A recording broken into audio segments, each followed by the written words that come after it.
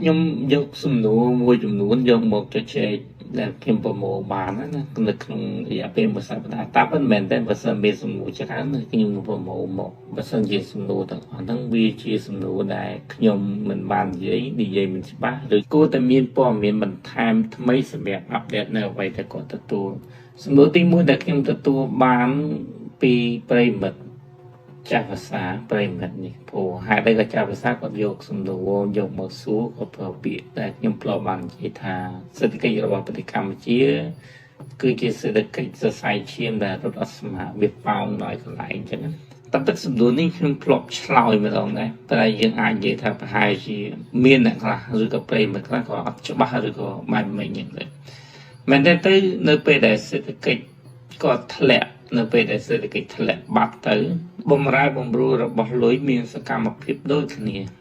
គាត់ថាសកម្មភាពរបស់អ្នកដែលគាត់មានជីវភាព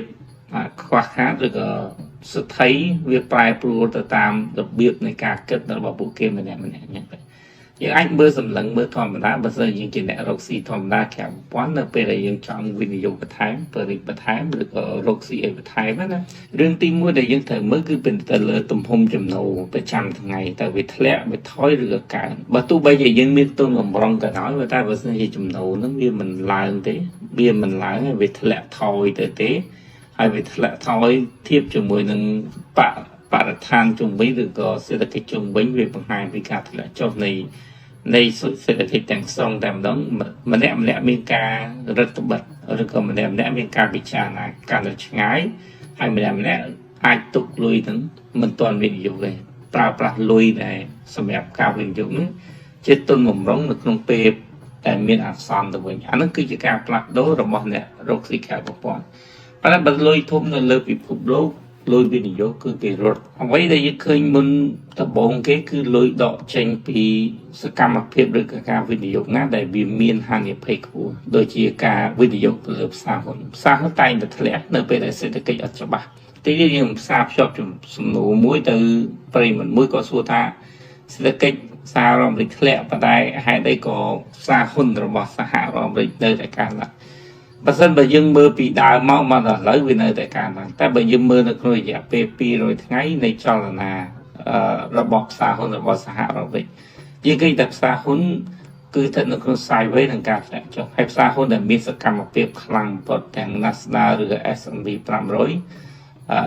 ឬក៏និយាយរួមទៅផ្សារហ៊ុនរបស់សហរដ្ឋអាមេរិកដែលកំពុងតែមានចលនាខ្លាំងគឺតើតើជាមួយនឹងវិស័យបច្ចេកវិទ្យា AI ការពីហ្នឹងគឺធ្លាក់ទៅទាំងអស់ហើយតែបើសិនយើងមើលឃើញថាវាឡើងមកពីយើងជាអ្នកជួញដូរប្រចាំថ្ងៃចឹងពេលដែលវាធ្លាក់មកទំហឹងហើយវាឡើងមកវិញនៅក្នុងរវាង200ថ្ងៃឬក្នុងរវាង50ថ្ងៃដែលយើងពិនិត្យមើលយើងតែងតែឃើញថាផ្សារហ៊ុនរបស់សហរដ្ឋអាមេរិកឡើងប៉ុន្តែមិនមែនទេធ្លាក់ចុះទៅនឹងខ្សែវិញតែបើយើងមើលនៅក្នុងរយៈពេល10ឆ្នាំចុងក្រោយគឺផ្សារហ៊ុនរបស់សហរដ្ឋអាមេរិកឡើងខ្លាំងមែនបើយើងមើលបារាំងបាហ្វេតគឺ200%ជាងហើយដើម្បីជួយសេដ្ឋកិច្ចធ្លាក់រដ្ឋាភិបាលតែងតែបោះពុម្ពលុយអញ្ចឹងលុយនៅពេលដែលសេដ្ឋកិច្ចឡើងវាច្រើនរដ្ឋាភិបាលក៏ចាំចូលខ្សែប្រាក់មិនទាំងអស់ហ្នឹងសិតតែដឹងពេលច្រើនសិតតែដឹងអំពីរឿងហ្នឹងគេនាំទៅទិញផ្សារហ៊ុនអញ្ចឹងនៅក្នុងរយៈពេល10ឆ្នាំយើងឃើញផ្សារហ៊ុននៅក្នុងកម្រិតខ្ពស់ប៉ុន្តែនៅពេលដែលសេដ្ឋកិច្ចធ្លាក់ពួកគេអត់លុយចាយពួកគេត្រូវការលុយពួកគេដកចេញពីផ្សារហ៊ុនពីអចលនទ្រព្យពីកាក់ digital ឬក៏ commodity ហាងផ្សេងណាដែលវាមានគុណខ្លាំងគឺគេដកចោលគេដកចេញចោលអស់ហើយអានោះគឺជាការពិតអញ្ចឹងបើនិយាយថាផ្សារហ៊ុនឡើងអត់ទេអញ្ចឹងរឿងទី1ដែលយើងដឹងគឺមនុស្សដកលុយចេញពីទ្រព្យសម្បត្តិដែលមានហានិភ័យហើយដកលុយចេញពីផ្សារហ៊ុនកាលណាបណ្ដកលុយចេញពីផ្សារហ៊ុនវាធ្វើឲ្យការវិនិយោគទាំងឡាយវាជាប់គាំងពិភពលោកណាពិភពលោកភាសាបន្តភ្ជាប់គ្នាយើងក៏សួរថាប្រទេសកម្ពុជាផ្សារហ៊ុនដូចជាមិនធំផងហ្នឹងប៉ុន្តែប្រទេសកម្ពុជាមានខ្សែសង្វាក់ផលិតកម្មមានសេដ្ឋកិច្ចតភ្ជាប់ពីប្រទេសមួយទៅប្រទេសមួយតជាប់គ្នាស្ដីការវិនិយោគពឹងផ្អែកទៅលើ FDI ទៅលើការវិនិយោគបរទេសអញ្ចឹងនៅពេលដែលមនុស្សដកចេញលុយចេញពីផ្សារហ៊ុនពីតំបន់អាស៊ីក៏ដកពីថៃក៏ដកពីវៀតណាមក៏ដកពីចិនក៏ដកពីតៃវ៉ាន់ក៏ដកពីឥណ្ឌាធ្ងន់ជាងគេក៏ដកពីអឺរ៉ុបក៏ដកសហរដ្ឋអាមេរិកក៏ដកអញ្ចឹងពេលដែលផ្សារហ៊ុនធ្លាក់ចុះមានន័យថាក្រុមហ៊ុនមិនមានប្រាក់ច្រើននៅក្នុងការពង្រីកការវិនិយោគរបស់ខ្លួនទេក្រុមហ៊ុនទាំងអស់ចាប់ផ្ដើមដក cao phần rít cao bên này chỗ ca na bật đo cao phần rít cao bên này chỗ là bị trụ người ấy cao tăng tiến cứ atra càng nghe thua nó việc càng là rước gặp lại chấm nâu sầm mẹ để đâm ra sờ vào cằm ấu xạ cắm rước gặp hồng chạm xem nó lẹ cho tôi dáng đi nó công ty cam chỉ riêng khơi nó về để sự kiện protection chạm làm bạc bó xã hội rồi bảo protection miền Bắc ha rồi cũng cứ cao bên này chỗ rồi bảo protection tục ca bên này chỗ là càng cái hãy thiệp cho mỗi lần xa hôn rồi có tầm thời ca rồi có rừng rau xây nơi tầm mòn rộng đài có miền Bắc Hà được này đấy tính cả mà có thứ sao thật sự thay mong bán thì tôi bây giờ biết khác tôi lấy mình tới ban cạn thói chụp chụp luôn lại thôi khác và đây tôi lấy này mong với cả nó việc mặt bằng từ hải ăn nó cứ chi cho là để lối để việc chặt đạn đỏ chính hay su ta về thì đỏ chính là lối tiếp tục từ nào thì mũi lối thông thông hoặc bạc từ nào cọc bông ta dùng ngóm lẹ luôn ca dùng ngóm lẹ luôn rồi bọc phụ kế nó miền pi dạng thì mới cứ bồng vải từ chỉ việc cắm nam muối đại kia rồi phân thả ai tiên dược bị chọi bán được công về để miền bị bạt kháng á về khác ở công vốn khác bằng thay nơi sự bà cam đọc sai bánh hà ní đọc sai bánh hà nô được có sự bà cam đi sự bà cam luôn đại biệt thời ca bằng toán được về đấy sự tích kích miền bị bạt đôi nè nhưng ai thì thiên nó không bạn bạn mặc ở hóa dương chẳng tới đôi nè đại roxy nó không về phải bán nó về để còn miền bánh hà luôn thời thành có phân bay từ lời sự bà cam chui lộ chui ấy chẳng tới chứ sự bà cam thằng nó có cả lùi chẳng tới hay nè đại mong ra sự bà cam cứ lẽ là tới tội và đây mình dương mơ từ lừa tìm xa sẽ cái thông thống nè đại bồng vải từ thằng nó có miên thông thông được như này chân tim mỗi cứ bồng vải từ chỉ cam này tiền lời bạn phim thì pi cứ tiêm luôn là bay tinh là bọt tháo nó bây đây dân dễ bị thật tinh là bọt tháo bên đây thầm bên đây tha biệt đại thêm tay vậy tha nè đại miền chỉ việc khoa khác tay để tinh là bỏ bàn thái nè đại miền chỉ việc miền bán tay để tinh là bỏ bàn thảo tinh bàn tháo lụa bàn thái nè đại miền chỉ việc khoa khác tinh bàn thái lụa bàn thảo nhưng ở khoa tỷ tăng bia cho là cho để thời còn lại mùi chấm đốn tăng bị xa hồn đại để lọp đụng được không tầm lại thay thái hay còn hồn thằng nóต้องbiên tại tập bơ lời lời tìm xa khăng khăng rồi có tăng bị commodity rộp tăng bị châu tăng bị mi hay dừng lại tới nhưng nơi bây để xa hôn nâng thật lẽ đó cũng rất mùi để bộ cái walking stone tha chỉ mùi nâng bánh để dẹp bên để sự cái để khơi là cái tinh hay thần địa man trở thành được không gần nào cốt cái cờ dọc lưới nó cái tinh là không xa hôn nâng bị prai chúng ta hay có lũ tránh tinh châu những ta nằm bay chỉ cho là đi thua ở miền rồi lộn tạo ra cả tinh tạm này là tinh tạm ai rồi cũng rất có thể tinh ở trong là trộm như thế nó cứ chia cả tiêm khuôn rồi bọc lôi thông thông được không có bọn sẽ cái nó cứ chuyện là tí phí chuyện này tí bấy cứ rốt từ rồi bọc để miên sự bảo thực hiện của nâng chuẩn đánh mình phải chôm cho mùi nâng ca khác cái mùi tình biệt tục cái này biết hả lấy chạm làm thao việc kinh biết tới cái làng này bờ sân chỉ nè thằng học này vô cái thằng biết là phải bán những cái bông là thao ở đấy bởi những thiệp được không năm bị bong ở bay pram bay vào muối biết nơi tại làng gọi là bị lẹ pi làm lại cái bông vào bía nó không mua để giả pê ra muối nâng mình to làng được tiền tại bờ sân làm đi cho thao hắn đang dương cái bông được lại để chỉ nè chui đồ dương mà chỉ nè thằng xóm mà năm nàyอย่างthế chẳng bị rất cho từ mía vì rất cho từ ban đồng nô rồi bảo rồi thay bị bao xinh chỉ sẽ lấy rồi thay ba xã rồi biết ban hỏi thay cặp lại pram chạy mũi pram chạy pi chẳng thế rồi thay ba chân cái ỏi cú hay rồi thay ba nơi bọn nó rốt cái ỏi cú này chân cao với những dụng nó cứ vi chuyển này khang còn dụng lùi sạch pram mà có để plot ở nhà pram cái lon một bậc nhà trường pi chẳng tới cái phí nha lợi ở từ tinh ban đồng nô tận ở nó là bây giờ tụ ba ta cả pram cú rồi có plug đồ rụp bay ở bàn khuôn từ rụp bay ở bàn nào mỗi đợt này mơ khơi thà trong này hãy rồi có nhà bệnh nhà chết sạch bạ nên lừa cả bên điều thông thông nào muối để tụi bà ta cả bạ phục hoặc đã anh nó cứ chia lối để phụ kia rồi nhưng lối ở miền Bắc na thì lối cứ miền Tây cả đọ tục kinh việt xa hốn đọ tục kinh bị trọt để miền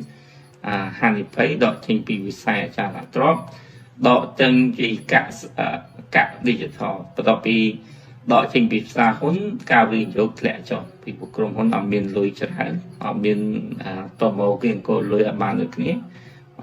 ទីផ្សារការងារធ្លាក់ចុះទីផ្សារការងារធ្លាក់ចុះរបស់មួយចំនួនចាប់ឡើងធ្លាក់ពួកគេត្រៀមលុយដើម្បីទៅទិញអាហ្នឹងគឺជាសេដ្ឋកិច្ចនឹងឯងសេដ្ឋកិច្ចនៅក្នុងប្រទេសកម្ពុជាដូចគ្នាដែរអត់មានខុសគ្នាទៅណាទេនេះគឺជាចម្លើយដ៏វែងឡាយខ្ញុំនឹងស្មានថាខ្ញុំឆ្លើយមួយសំណួរចូល8នាទីអញ្ចឹងទេឥឡូវចូលទៅដល់សំណួរទី2និងសំណួរទី3ខ្ញុំផ្សារភ្ជាប់សំណួរទាំងពីរហ្នឹងជាមួយគ្នាតែទី1គឺតើទៅជាមួយនឹងឥណ្ឌាទិញមាសមកពីប្រទេសណាហើយលក់ទៅឲ្យប្រទេសណាហើយនឹងសំណួរតើក្នុងឆ្នាំ2026ហ្នឹង27មាននៅបន្តធ្លាក់ដែរទេសំណួរទី1ឥណ្ឌាទិញមាសពីប្រទេសណានៅក្នុងចំណុចនេះយើងត្រូវបែងចែកជាពីរគ្រប់ទាំងអស់ត្រូវបែងចែកទាំងពីរការទិញរបស់ប្រទេសមួយគឺមានទិញការទិញរបស់រដ្ឋាភិបាលនិងការទិញរបស់វិស័យឯកជនអញ្ចឹងដូចគ្នាដែរបើសិនយើងងាកមកក្នុងប្រទេសកម្ពុជាទិញមាសពីស្វីសកម្ពុជាទិញមាសពីវៀតណាមកម្ពុជាទិញមាសពីថៃអាហ្នឹងវិស័យឯកជនតែបើសិនជារដ្ឋាភិបាលគាត់មានការទិញផ្សេងអញ្ចឹង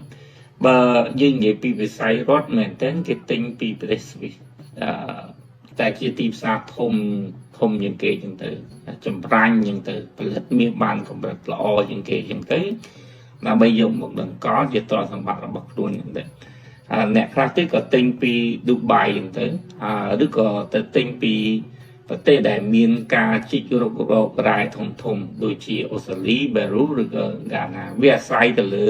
និន្នាការរបស់រដ្ឋាភិបាលដែលចង់ទិញនៅក្នុងណាទេតែប៉ុន្តែអ្វីដែលគេទិញច្រើនពេញនិយមច្រើនជាងគេណាទិញឲ្យ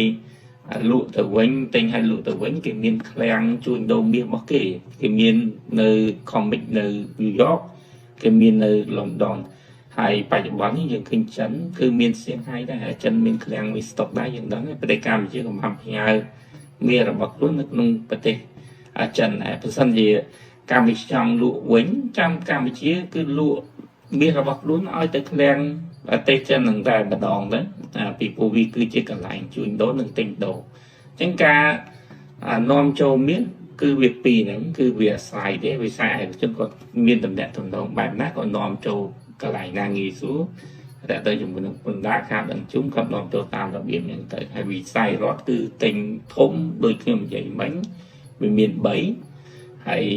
បើសិនជាតើតើជាមួយនឹងតំណែងតំណងរដ្ឋបាននឹងផ្សេងទៀតសំដៅសួរថាតើឥណ្ឌាឬក៏ប្រទេសទាំងអស់គេលក់មាសចេញតាមណាយើងដឹងថារឿងទិញចូលហើយតែបើនឹងរឿងដេញចូលរឿងលក់ចេញក៏ដឹងដែរដូចប្រទេសកម្ពុជាមានក្រុមហ៊ុនរករ៉ាយមាសទៅចឹងក្រុមហ៊ុនរករ៉ាយមាសក៏មានដៃគូពាណិជ្ជកម្មក្នុងការផ្គប់ផ្គង់មាសរបស់គាត់ហើយពេលដែលគាត់ចម្រាញ់បានក៏នាំចេញទៅទីផ្សារនេះពីផ្សារនោះទៅតាមកូតាទៅតាមការសហការចឹងទៅហើយមួយទៀតបើសិនជាគេមិនលក់តាមបែបហ្នឹងទេក៏គេលក់នៅក្នុងវិស័យឯកជនគេបានដែរ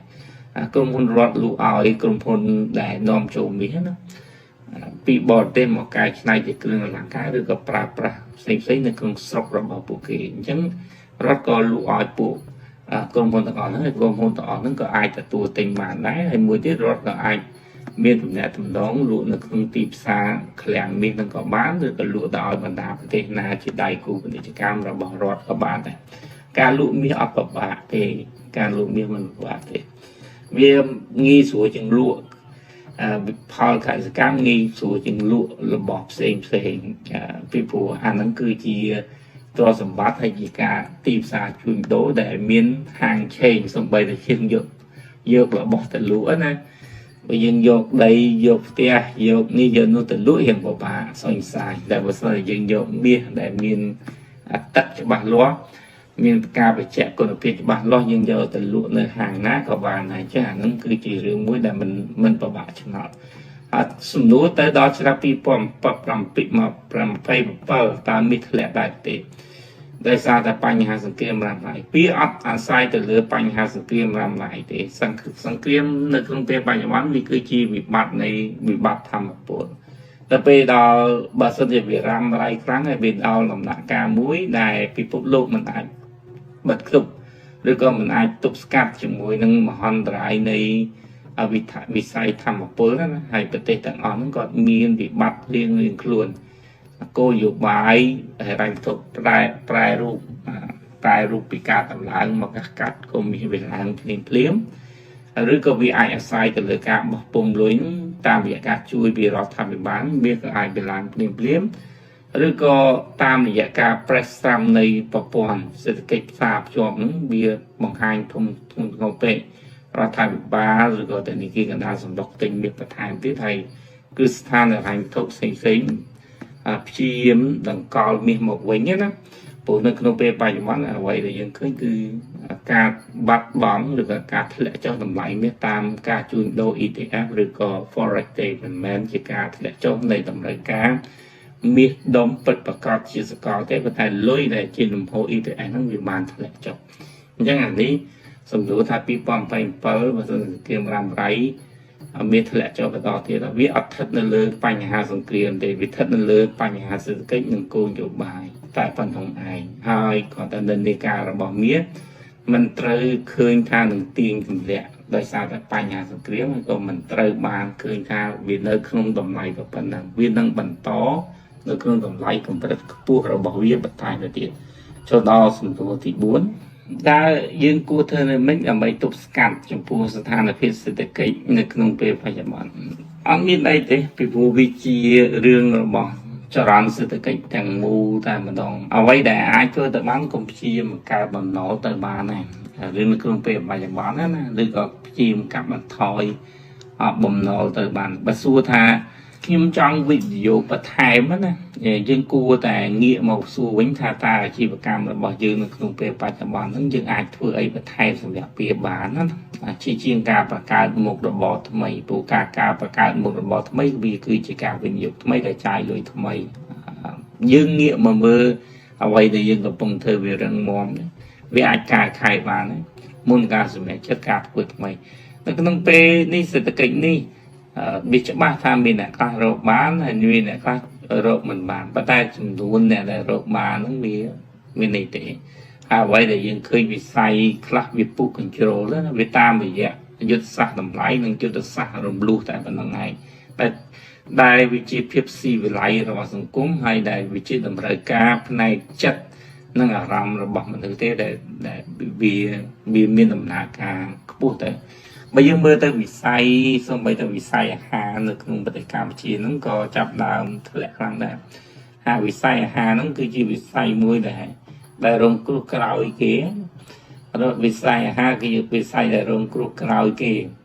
ហើយយើងអត់និយាយពីសេវាកម្មទេសចរឬក៏អ្នកបម្រើសេវាកម្មនៅតាមទីកន្លែងទិសដៅទេសចរយើងនិយាយពីអាហារខាងក្រៅពីព្រោះមនុស្សចូលចិត្តចាយលុយច្រើនទៅលើការទៅលើអាហារនិងការហូបចុកនិងការនឹងសម្ភារៈសម្បាយអញ្ចឹងបើសិនជារបស់ទាំងអស់នោះវាធ្លាក់ចុះវាបង្ហាញពីការធ្លាក់ចុះនៃសេដ្ឋកិច្ចការធ្លាក់ចុះនៃលុយនៅក្នុងហោប៉ៅរបស់មនុស្សវាដល់នៅក្នុងដំណាក់កាលមួយដែលជាដំណាក់កាលនៃការព្រួយបារម្ភរួចទៅហើយនេះគឺជាសំណួរចម្លើយដែលខ្ញុំប្រមូលបានហើយសង្ឃឹមថាបើមានសំណួរចម្លើយទៀតសូមទម្លាក់មកខ្ញុំឆ្លើយទៅតាមទស្សនៈរបស់ខ្ញុំទេបើសិនបើវាខ្វះខាតឬក៏ខុសបំពេញសូមអរគុណសូមជម្រាបលា